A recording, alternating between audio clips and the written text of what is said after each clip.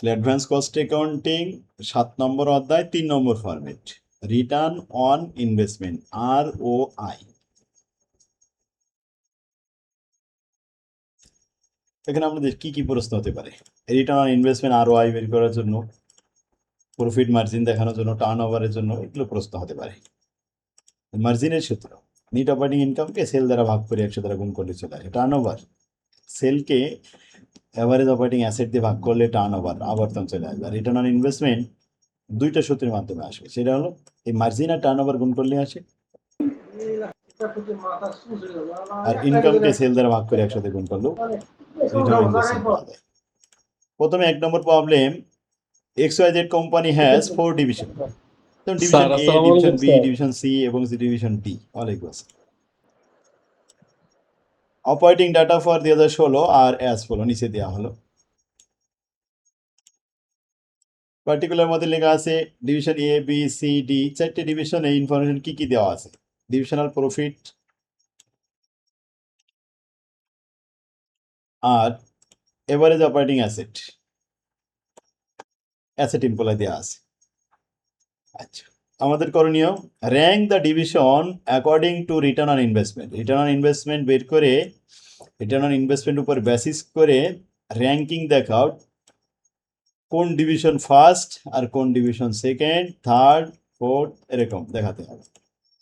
তাহলে return on investment আগে বের করবো। উই নো দ্যাট, আমরা জানি রিটার্ন অন ইনভেস্টমেন্টের সূত্র। এখন ইনকাম দেওয়া রয়েছে আর অ্যাসেট দেওয়া আছে,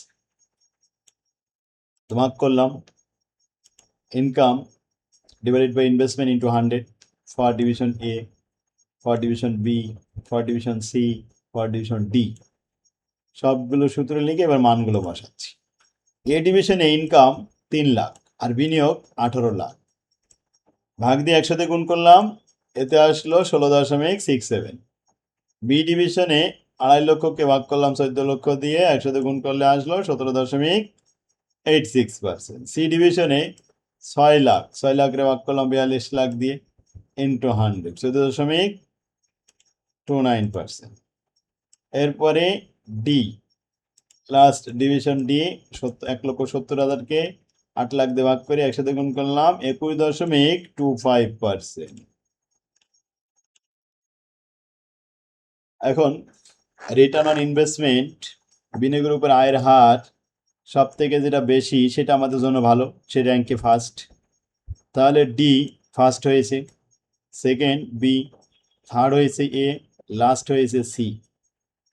বাস, র্যাঙ্ক দেখানো হয়ে গেল, শেষ। 2 নম্বরে আসে, easy plus limited has 2 original division with their headquarter at Dhaka and Khulna.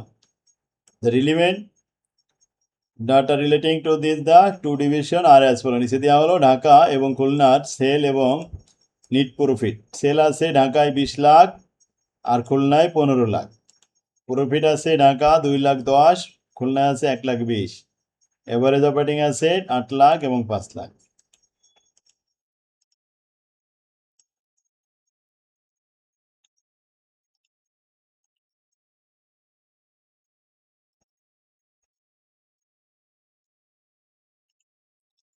এখন আমাদের রিকোয়ারমেন্ট কি দেখাতে হবে? For each division compute the return on investment, ROI দেখাও,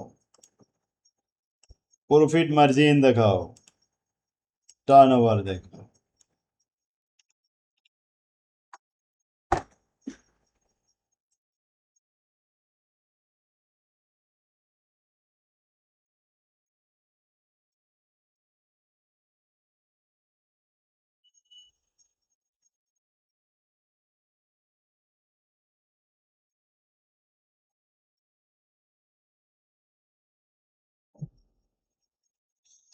তাহলে আমরা রিকোয়ারমেন্ট একে আসলাম, calculation of return on investment, ROI, income divided by investment into 100 for division Dhaka আর খুলনা। মান বের করলাম 26.25% আর 24.00%।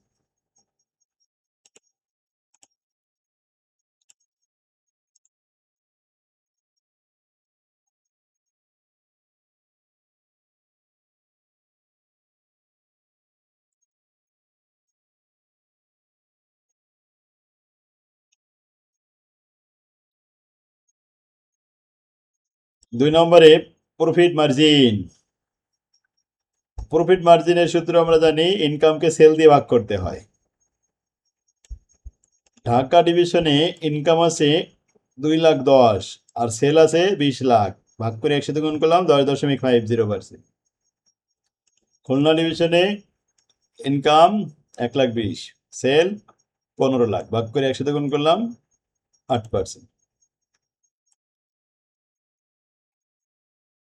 3 নম্বর রিকোয়ারমেন্ট টার্ন ওভার। টার্ন ওভারের সূত্র sale divided by investment, average operating অ্যাসেটও বলা যায়। তো ঢাকা এখানে সেল আছে 20 লাখ, অ্যাসেট আছে 8 লাখ, ভাগ করলে 2.5 টাইম। খুলনা সেল আছে 15 লাখ, ইনভেস্ট 5 লাখ, ভাগ করলে আসলো 3 টাইম। এই তো সেম অঙ্ক বা 3 নম্বরে আকি service company at Jessore branch, a division of a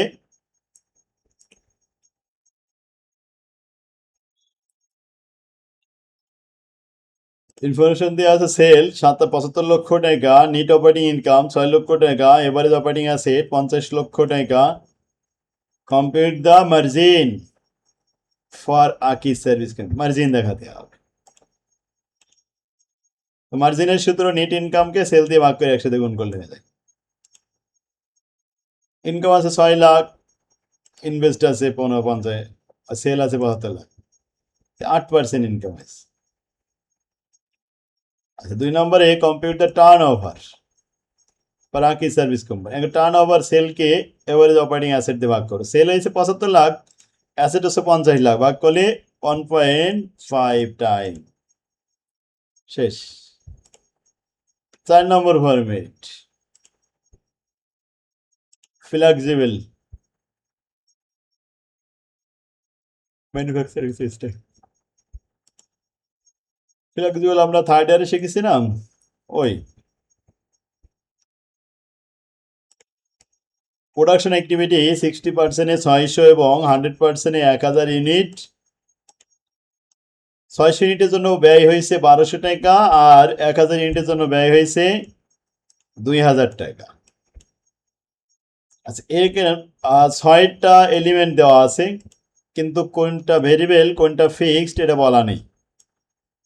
এটা আমাদের বের করতে হবে। প্রশ্ন 1 নম্বরে বসে ইন্ডিকেট করে দেখাও which of the item are fixed, which of the item are variable and which of the item are semi fixed. Flexible বাজেটে যেরকম দেখাতে হয়। এখন আমাদের জানা আছে ফিক্সড কস্টের বৈশিষ্ট্য হলো টোটালে সবসময় একই থাকে, টোটালে পরিবর্তন ঘটে না, ইউনিট প্রতি পরিবর্তন ঘটে। তাহলে টোটালে যেগুলো একই রকম থাকবে দুইটা লেভেলে সেগুলো ফিক্সড। যেমন ডিপ্রিসিয়েশন 6000 টাকা ছিল 600 ইউনিটের জন্য 60% লেভেলে, 100% লেভেলেও 6000 টাকা, তার মানে প্রোডাকশন বাড়ছে, খরচ বাড়েনি। ইন্স্যুরেন্স 2000 দুটোই একই রকম আছে, তাহলে এই দুইটা জেনুইন ফিক্সড। 6টা আইটেমের ভিতরে দুটো পেয়ে গেলাম ফিক্সড। আচ্ছা এবার প্রথমটা ভেরিয়েবল কিনা কোনটা সেমি ভেরিয়েবল। সেমি ভেরিয়েবল আর ভেরিয়েবলের বৈশিষ্ট্য সংজ্ঞা আগে আমাদের একটু জানতে হবে, মনে করা দিই। ভেরিয়েবল সংজ্ঞা হলো যে সমস্ত ব্যয়গুলো একক প্রতি ঠিক থাকে, টোটালে পরিবর্তন ঘটে, তাকে ভেরিয়েবল বলা হয়। ভেরিয়েবল বলা হবে একক প্রতি ঠিক থাকবে, টোটালে পরিবর্তন ঘটবে। আর সেমি ভেরিয়েবল হলো যে সমস্ত ব্যয়গুলো একক প্রতিও ঠিক থাকে না, টোটালেও ঠিক থাকে না, টোটালেও পরিবর্তন ঘটে, একক প্রতি পরিবর্তন ঘটে, সেগুলো সব সেমি।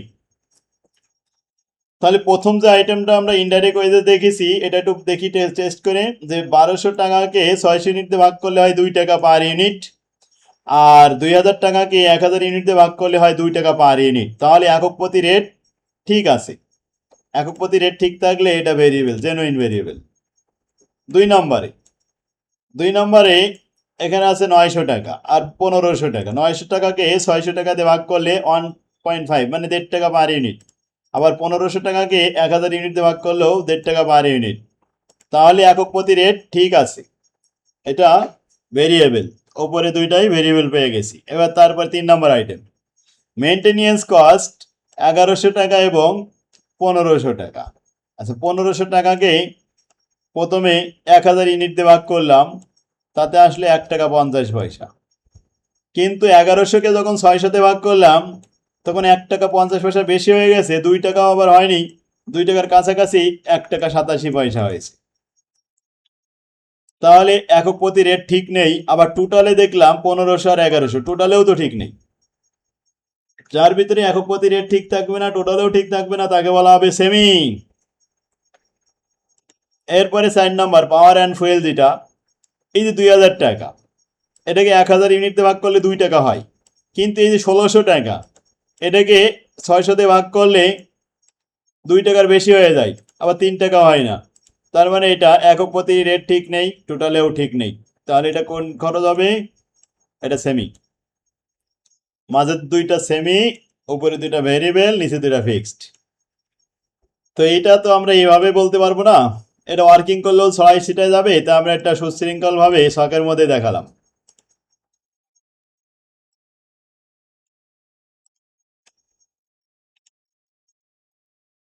প্রথমে পার্টিকুলারে ওই 6টা আইটেম লিখে নিলাম। 100% এবং 60% অ্যাক্টিভিটি, 100% 1000, 60% 600, 1600 1600 এভাবে দেখানো হলো। আচ্ছা, কস্ট দেওয়া রয়েছে এই যে 1200, 2000, 900, 1500, 1100, 1500, এগুলো অ্যাক্টিভিটি অনুযায়ী সব খরচ দেওয়া রয়েছে। তাহলে এই 3টা কলাম পুরোটাই প্রশ্ন দেখে দেখে লিখলাম, বুঝতে পারছেন? এবার আমরা ভেরিয়েবল কস্ট বের করব। ভেরিয়েবল কস্টের সূত্র আমাদের জানা আছে, change in cost divided by change in production.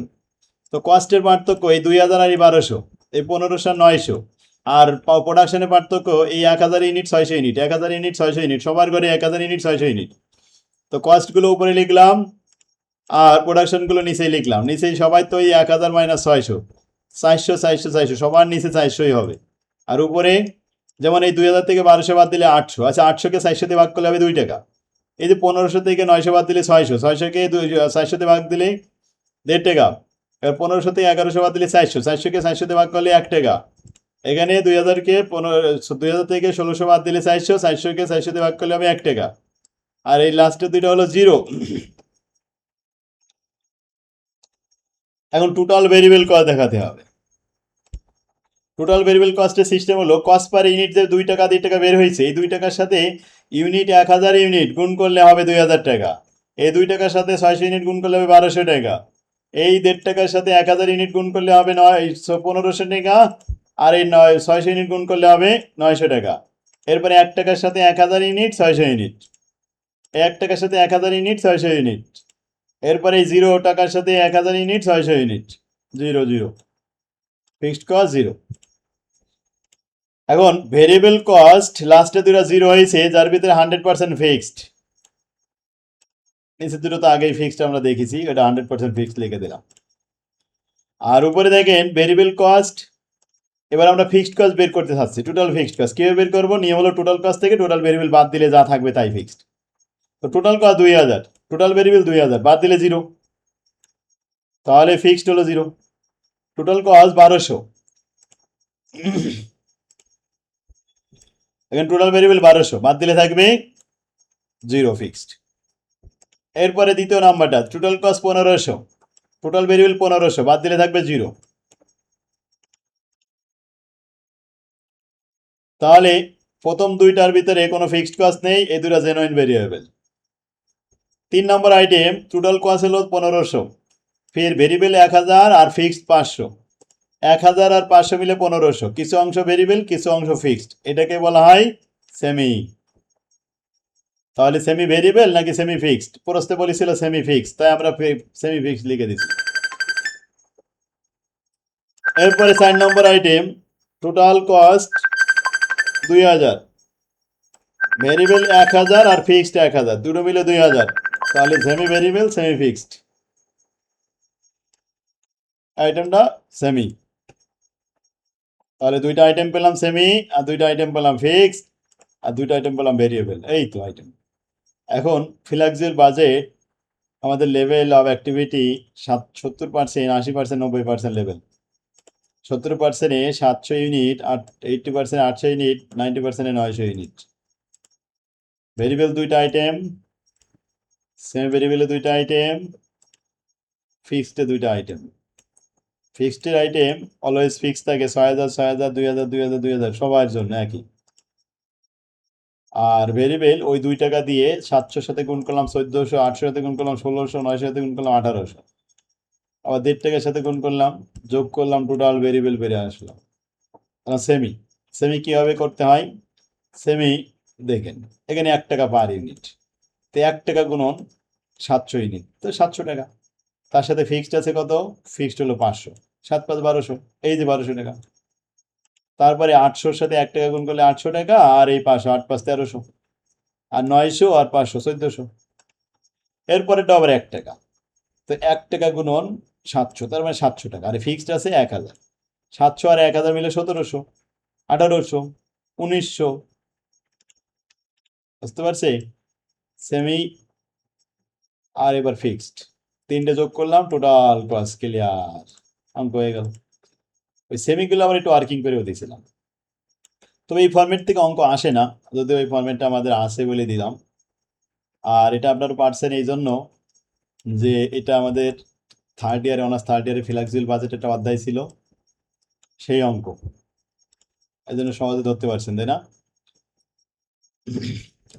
তাহলে আজকে আমাদের অ্যাডভান্স কস্ট অ্যাকাউন্টিং শেষ হলো। 8 নম্বর অধ্যায়, এটা অঙ্কে পরীক্ষা আসে না বলে এই অঙ্ক আর আমরা করব না, অপারেশন ম্যানেজমেন্ট এটা বাদ। তাহলে 1 থেকে 7 পর্যন্ত advance cost accounting clear. B পার্টে 5টা, সি পার্টে 5টা আনসার করতে হবে। প্রশ্ন থাকবে কয়টা? 8টা। 8টা প্রশ্ন থাকবে 8টা অধ্যায় থেকে। তার মধ্যে মনে করেন যে 8 নম্বর অধ্যায় থেকেও প্রশ্ন থাকবে, থিওরি থাকবে, অথবা অঙ্ক থাকলো, করবো না। আমরা মাত্র 5টা আনসার করব সঠিকভাবে। যে 5টা, যে তাহলে কোন 5টা?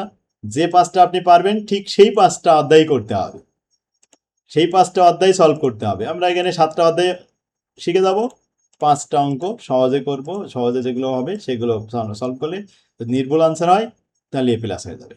আমাদের 8টা অঙ্ক তার করা লাগবে না পরীক্ষায়, পরীক্ষা করতে হতে 5টা অঙ্ক, কিন্তু আমরা শিখলাম কয়টা? 7টা। এই 7টা অধ্যায় প্র্যাকটিস করে যাব, এর মধ্যে 7টাই কমন আসবে, চয়েস করব এখানে মাত্র 5টা। কি পারা যাবে ইনশাল্লাহ?